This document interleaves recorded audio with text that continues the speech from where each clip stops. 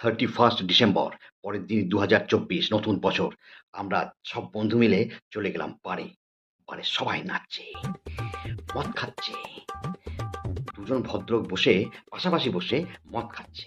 এক ভদ্রলোক বলে উঠল, তোর মা হেভি দেখতে।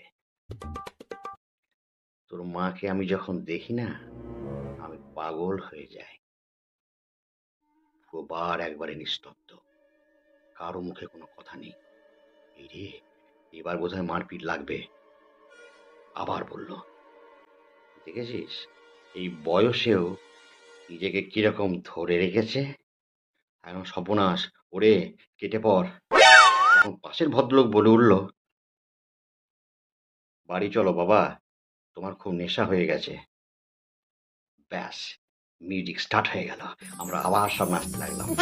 আরে এরকমই হয়, বুঝলেন তো? চেষ্টা করবেন বাড়ি না যাওয়ার।